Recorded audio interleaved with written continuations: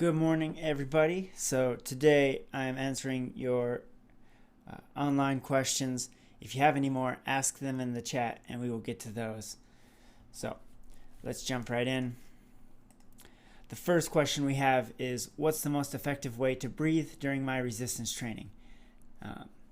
So when you are lifting weights, it's somewhat important to control your breath. A lot of the times people actually hold their breath when they lift, and that's not going to be the most effective way. So my suggestion is to inhale whenever you're going down with the exercise and then exhale when you're going up. So there's no actual research that I can find that shows that that's the most beneficial way, but you do want to develop some type of rhythm with your breathing. So let's say you're doing bench press and you're going down with the weight here. That means you're going to be inhaling and then exhale to push up. Down, inhale, exhale to push up. That would be my recommendation. They also asked if nose only, no, inhale nose, exhale mouth. Naturally, I inhale nose, exhale mouth. I don't think it matters too much, whatever's most comfortable. Along with this, there's a really good question asked about how to control breathing when you're doing cardio, and I didn't answer that question great, so I'm going to answer that now. One of the things you want to do is you want to think about, so you have a diaphragm and it's a muscle underneath your lung capacity down, or underneath your lungs down here. And it's called belly breathing. So when you take a deep breath in, think about expanding your lungs down towards the ground, and your belly should exhale rather than your chest rise. So this is a way to get deeper breaths when you're out doing cardio. So make that stomach kind of go out, and then you can exhale that way. So there's some breathing tips. I am currently at a plateau in my powerlifting. My upper back muscles are constantly fatigued, even after rest days. A chiropractor relieved the fatigue, but it reoccurs every so often. And then he's wondering, what can they do? So if you are really struggling with fatigue, you should ask yourself, how long have you been lifting and how hard have you been lifting? So if you have been lifting for maybe 4 months or longer at a fairly high intensity, maybe 3 months or higher without any breaks, you might need to actually take a break. So that would be my first recommendation, is just take some time off. You might lose a little bit of your gains, but if you're always fatigued, you're not going to be getting the same gains anyways. So cryotherapy, which is kind of cold treatment, chiropractic, acupuncture, are these necessary to progress my training? Not necessarily, because you need to find a way to recover, and rest is your best way of recovering. So even if you're taking rest days, maybe try like a rest week or a rest couple weeks, because you don't want to over damage your muscles, because you can do that. When you are working out, you have your muscle fibers and you're creating slight tears in these muscle fibers, and what can happen is if you get too many of those tears, you might not be able to recover or heal as quickly, and two, it can actually cause, it's called like rhabdo. If you Google it, it's very rare, so I doubt that this is a problem. But those tears, they release, what's the word? It's a protein, can't remember. But they release it into your bloodstream, and it can damage your kidneys. So one sign of this, there's a few signs: extreme fatigue, muscle soreness, and then dark urination, and then infrequent urination. So I would just double check to make sure you don't have that. It's pretty rare, so you probably don't. And then I would just take a little bit of extra time off, and then start again, because that can maybe help you out. So, okay, next question. Is it possible to exercise too much? Yes. So we just talked about exercising a muscle too much, how it can break it down, and then you're not going to start that recovery process. On the flip side, with like cardio or just exercise in general, you can fatigue your adrenal gland, which kind of controls your hormones, and this can lead to extreme fatigue, trouble sleeping, your heart rate will go up, and an inability to recover. So yes, it is possible to exercise too much. What I would do to make sure you're not exercising too much is, 1, make sure you're eating enough. 2, make sure you're sleeping a lot. And then 3, I would say, make sure you're only working out really hard, maybe like 3 or 4 times a week or less, because you don't need to work out hard all the time, because you're not recovering, so you're not getting your gains anyways. So yes, overdoing your exercise is common, and you actually don't get as much benefit from it. So you want to have hard days, and then you want to have easy recovery days, and both are going to be important. All right, next question. I bike every day, but my mental health is still suffering. My physical health isn't changing or getting better. Even though I use biking as a form of exercise, do I need something else? Is my body getting used to biking so it has no more effects? Okay, so a few questions there. First, your body will get used to the biking, but that doesn't mean there's not going to be effects.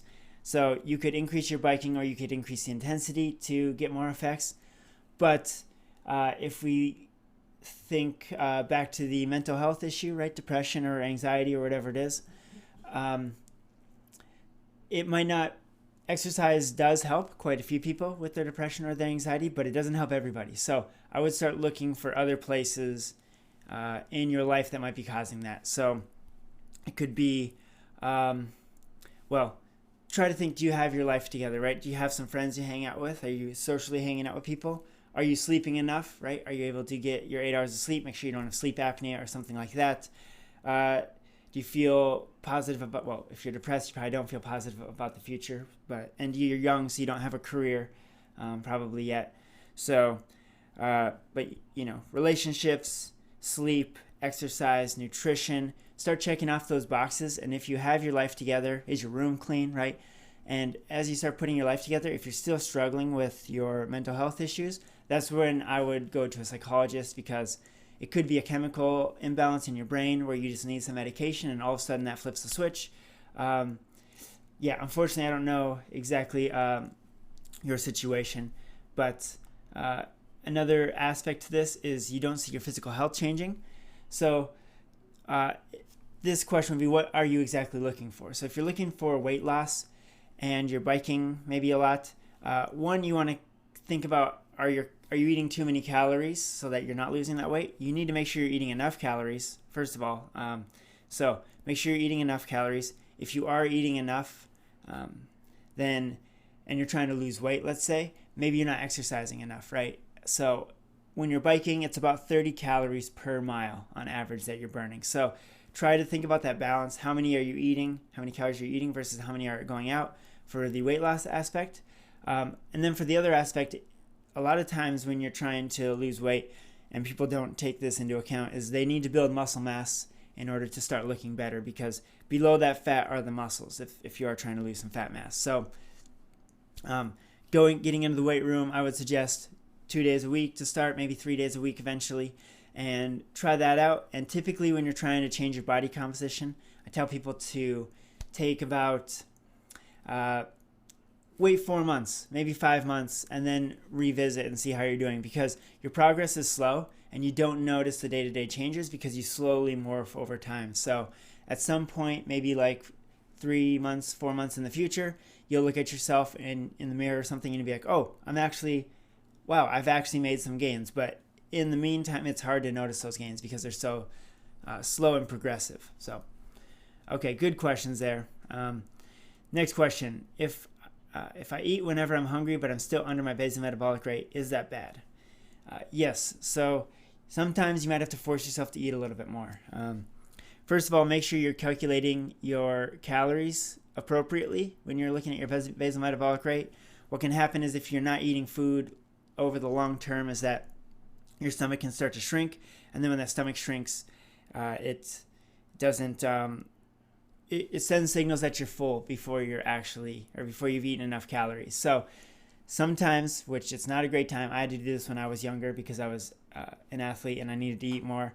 I had to force myself to eat more and it was terrible. So sometimes you just got to do something that you don't like, but you'll adjust to eventually. So I would try to start eating more to get above that basal metabolic rate, because you really need to eat enough for your bone density, for your recovery, for just life in general, for mental health, all kinds of things. You need to make sure you're getting enough calories because that's what you're made out of. And if you're not eating enough things to replenish what you're made out of, there's going to be some losses, whether it's bone mass or whatever it is. So, okay, I did a conjugate method program for powerlifting and successfully squatted 405 with good form, no injuries. However, I stopped the program due to school and substituted it with bodybuilding. Since then, my lower back has been sensitive to movements like deadlifts, rows, squats.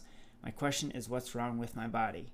And my answer is, I do not know. But you could have tweaked it when you were lifting really hard, or maybe your new routine is not giving you enough recovery or something like that. It's hard for me to diagnose this. I'm not trained to diagnose injuries. This would be like athletic trainers or physical therapists. My suggestion would be to go to a physical therapist and get yourself checked out.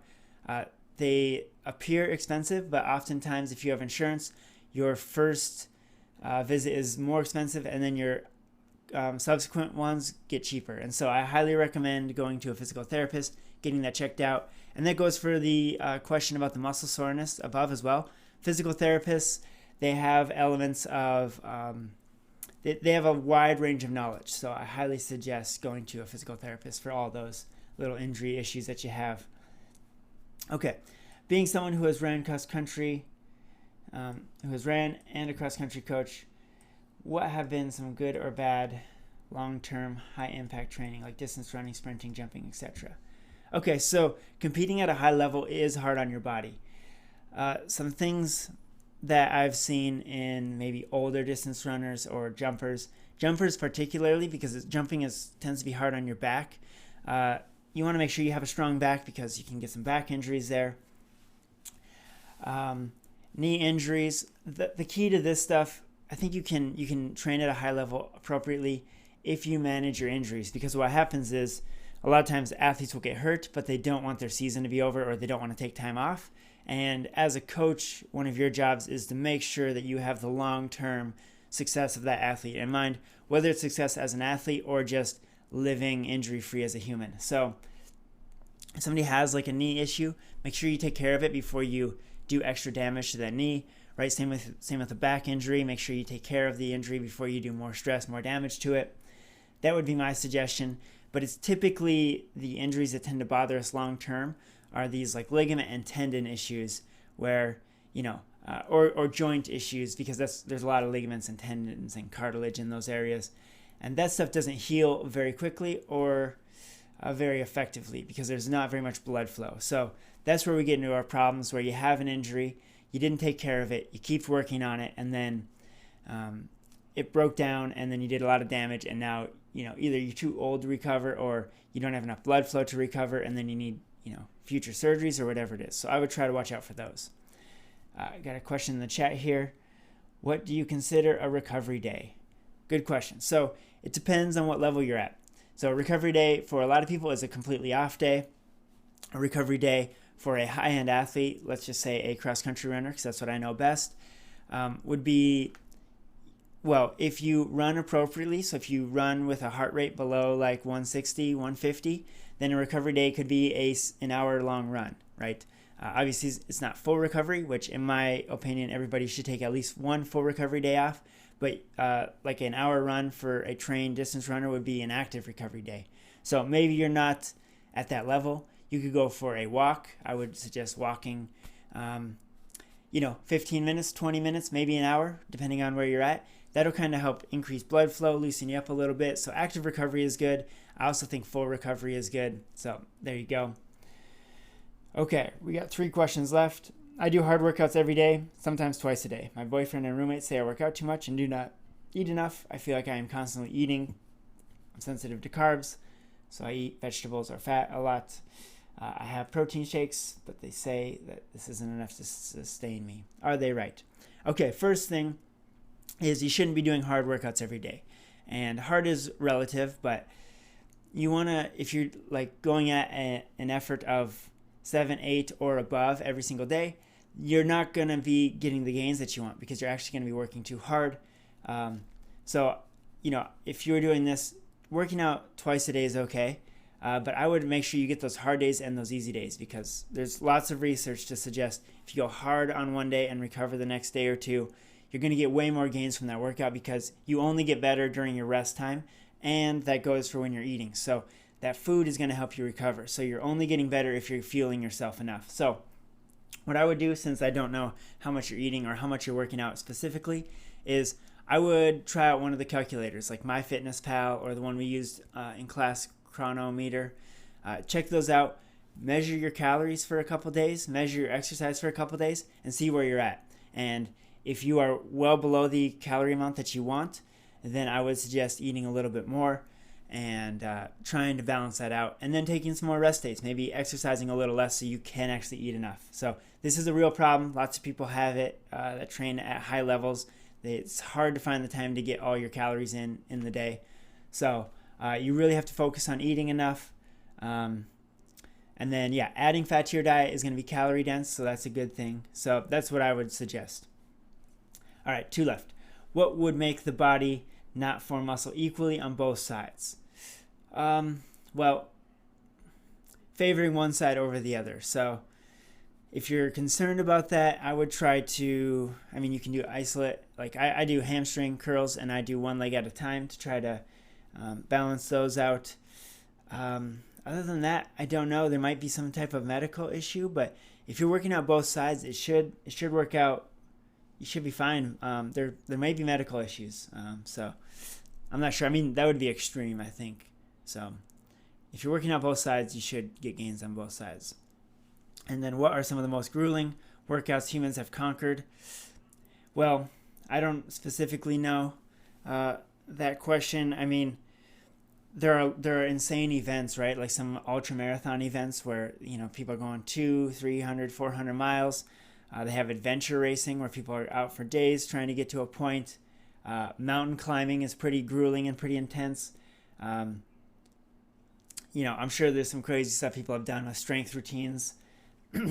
What I tend to think about when I think of this question is like dire human conditions where people have had to like migrate long distances, right? And where they're even like dying on the way because of the workload. So yeah, there you go. Okay, last question. Can exercising a muscle too much cause it to stop growing and shrink? So yes, potentially. There are 2 ways to think about this.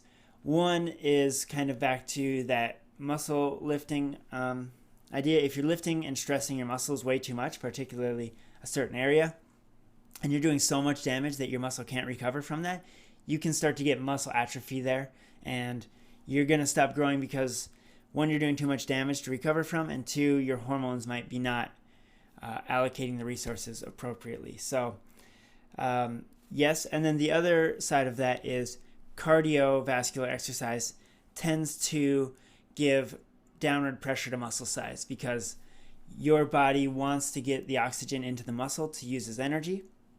And so if you're doing a lot of cardio, your body's actually going to start making some changes to reduce your muscle size so that it is more efficient with oxygen. And this is going to be more pronounced in people with slow twitch muscle fibers, which is kind of like me. That's why I'm probably not going to be a huge bodybuilder, because I do way too much cardio and I have slow twitch muscle fibers. So yes, it is possible, but it doesn't happen super often. So just make sure you're not doing too much depending on what your goals are. You might want to limit your cardio to some HIIT training. Although you need the cardio, don't eliminate it completely because it is healthy for you. So, all right, there's your questions.